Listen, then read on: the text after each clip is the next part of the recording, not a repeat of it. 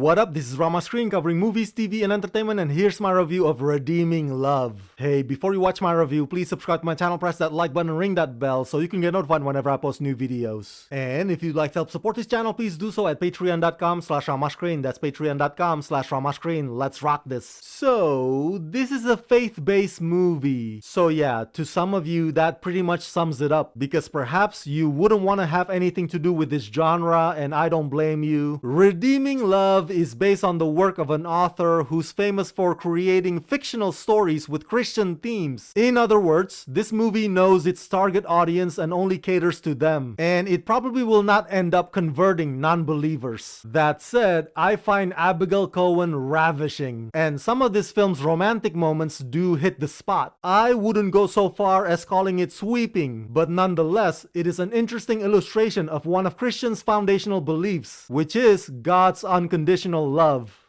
Based on the novel by Francine Rivers, who worked with the director DJ Caruso on the script, Redeeming Love is a powerful and timeless story that takes place against the backdrop of the California gold rush of 1850.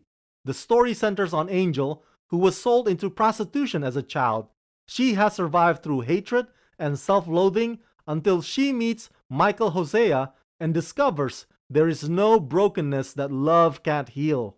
Starring Abigail Cowen, Tom Lewis, Logan Marshall Green, Famke Janssen, Nina Dobrev, and Eric Dane. As a fan of Western, it does feel strange to be watching a Western movie like this that does not feature any big shootouts or massive gunfights. But what Redeeming Love lacks in that gritty department, it makes up for in its pretty rough depiction of sex slavery and sex trafficking of 19th century. In fact, director DJ Caruso, who gave us such films as Eagle Eye and XXX Return of Xander Cage, attempts on multiple scenes to push the envelope to see how far they can go while remaining within the bounds of quote-unquote Christian movie. By the way, DJ Caruso working on the script with Francine should ease the minds of fans of the book, who might be worried that this adaptation alters a lot. But the downside is that the narrative got too lengthy and redundant. Luckily, Abigail Cowen is committed and daring enough to carry it. But for us, it's a bit of a headache to sit through its choppy and unsophisticated dialogues. This movie clocks in at 2 hours and 14 minutes long. Holy crap. Seriously, it did not really need to be that bloated. The quality of the production design and the costumes are more in the vicinity of Dr. Quinn Medicine Woman as opposed to something like Tombstone. But I think Redeeming Love has always intended from the very beginning to have even its dark heavy scenes be brightly lit and visible. Last but not least, any Bible thumping Christian would recognize that Redeeming Love is basically a Western take on the story of Hosea and Gomer, which in itself is a symbolic representation of God's tumultuous relationship with Israel. So at the end of the day, just like with any faith-based film, it doesn't quite matter how it's made. What matters is the redemptive and long-suffering faithfulness themes come across. I mean, Christians everywhere will eat this up like Sunday brunch, while the rest of us are wrapping our heads around the idea of God telling somebody to go marry a prostitute.